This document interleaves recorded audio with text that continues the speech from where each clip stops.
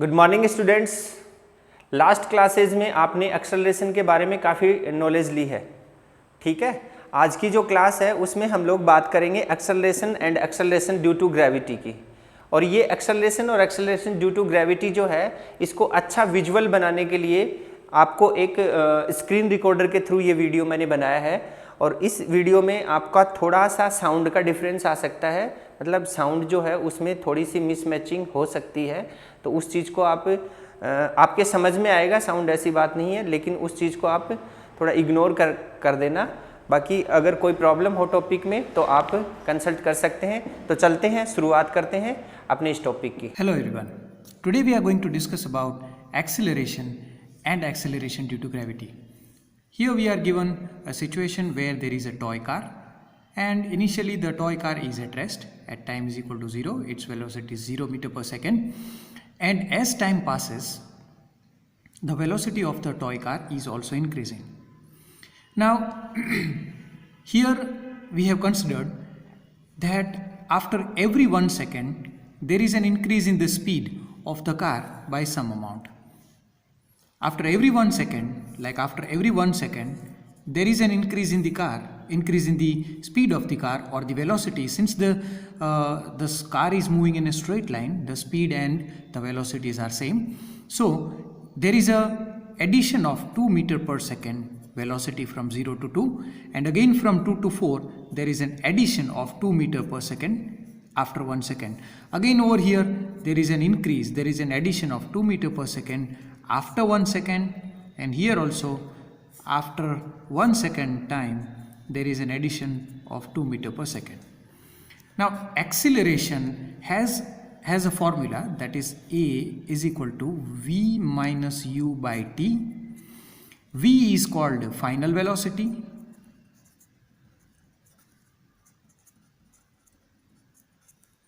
U is initial velocity,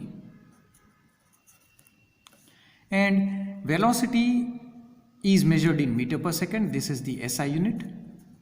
So both of them, they are going to have units as meter per second.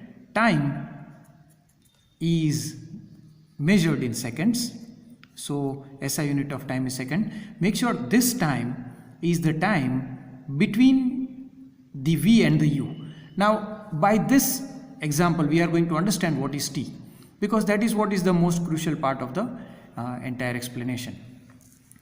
Here this case is very simple, and for example I take up any two vehicles for calculation of the acceleration.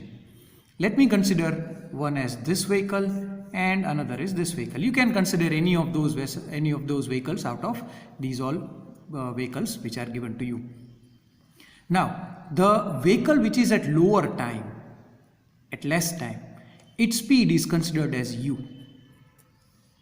and the vehicle having some speed at a larger time, that is considered to be as V. Now the time t which is shown over here is the time gap between these two values, this one and this one. So basically this time t is the time taken by the car to go from U to V. So we are talking about this time difference. So this t is nothing but the time taken in between V and U, that is time taken by the car to go from U to V. So here if you put all the values, you will get A is equal to V, that is 8 meter per second, minus 4 meter per second, upon 4 minus 2, so that is 2 seconds. Now 8 minus 4 is 4, meter per second is not cancelled. We are actually pulling this meter per second outside, we are taking it common, so 2 seconds. 2 ones are 2 twos are, this second and this second are going to get multiplied and it will be 2 meter per second square. Now on the other hand, you can also write down this 2 meter per second square like this, 2 meter per second upon 1 second, because anyhow 2 by 1 is 2, meter per second square is same as meter per second square. So you can say that after every second, the speed of the car increases by 2 meter per second. So 2 meter per second square is the acceleration of the car. So 2 meter per second square means after every 1 second, there is an addition of 2 meter per second in the velocity, which is very clearly shown over here. So if there is an addition of 2 meter per second after 1 second, the acceleration is 2 meter per second square. This is a very easy situation because I have considered equal gap in the speeds. If the speeds are not, at a constant interval, then you will have to calculate the acceleration for different cases. If you want to plot the graph of v versus t, then time is to be always plotted on x-axis because it is an independent quantity, and speed is always plotted on y-axis. This is x-axis. And you will see that as time passes, the speed of the car is also increasing. So you will get a straight line graph passing through the origin, because this point is 0, 0, and at time is equal to 0, the car was having speed 0. So here you can always say that the car is accelerating because there is an increase in the speed after every 1 second. And that increase in the speed after 1 second, that value is only called acceleration. Its unit is meter per second square. So acceleration is written in meter per second square. Another thing, it is a vector quantity. Vector quantity means it has got a direction. Now, you might wonder that in which direction is the acceleration. So acceleration being a vector quantity has got some direction.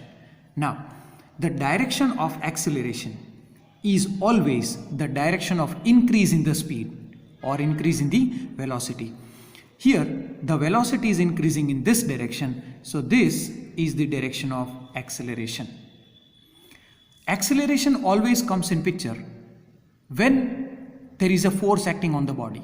Here we are not going to go in much of the depth, but you should always remember that whenever there is a force, there has to be an acceleration.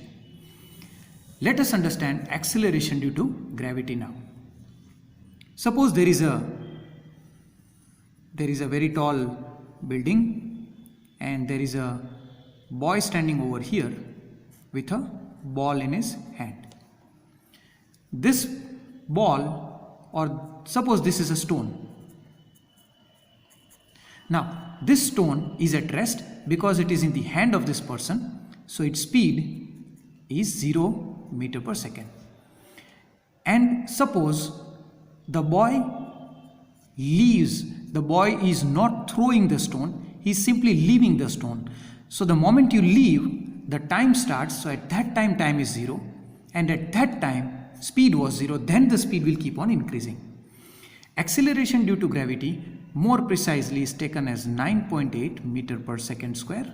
You can also consider in some cases as 10 meter per second square, as this makes our job very easy, right? So that means if I consider this 10 meter per second square as acceleration due to gravity, that is g. So g is acceleration due to the gravitational force acting on the stone in this direction. So that means the direction of force is this, the direction of increase in the velocity is this, and the direction of acceleration thus would be in the downward direction. So this is the stone after time is equal to 1 second. This is the stone at time is equal to 2 seconds. And let us assume this is the stone at time is equal to 3 seconds and it touches the ground at 3rd second.